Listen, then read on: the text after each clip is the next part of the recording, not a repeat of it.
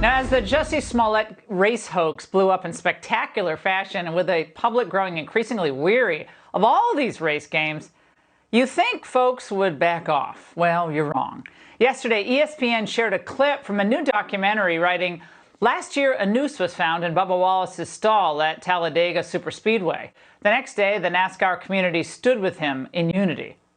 Well, for the record, authorities determined a noose was not found in Wallace's garage, but the narrative must be fed anyway. I get out of the car, I look back, and I was like, holy shit, it's the whole garage. The whole garage. And that's when I lost it.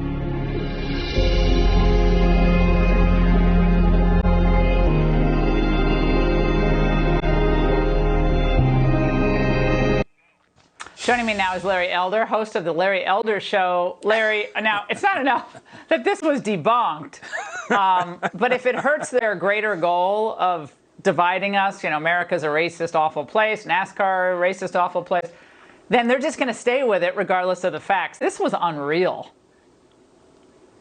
Well, that's right. As you know, the FBI investigated. The whole thing turned out to be completely fraudulent. That so-called noose was a door pull that had been in that garage 2 years earlier before it was even assigned to him, before anybody knew it would be assigned to him. But it doesn't matter.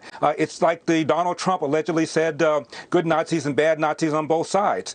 Jake Tapper, one of the hosts on CNN, another one named Michael Schmerkanish, both said it was not true. He was talking about the issue of whether or not there ought to be a Confederate monument in public square. But Biden goes on CNN and repeats it, and nobody corrects him. Nobody says a word. So it advances their agenda. The agenda is that America is systemically racist, and we don't care what the facts are.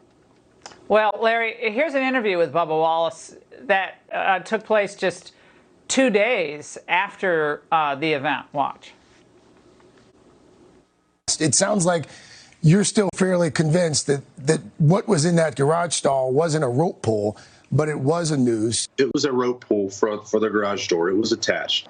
It was definitely in the shape of a noose. It wasn't a functioning noose. I talked to the FBI, but it in fact was a noose. Larry, what? What? I still can't believe that. Laura, one of the biggest fake hate crimes in modern history, of course, was pushed by Al Sharpton. Al Sharpton falsely claimed a teenager was raped by a white guy. Grand jury ruled the whole thing was fraudulent. And one of Al Sharpton's colleagues turned against him and publicly said Al Sharpton knew it was a lie. He didn't care. We lost poor Larry. I don't know what just happened there. He's making a great point. But his overall message is treat people like human beings. Attacks, violence, defamation, disparagement, whether it's a white person, a black person, a Hispanic person, all of it should be condemned. And if it's criminal, all of it should be prosecuted.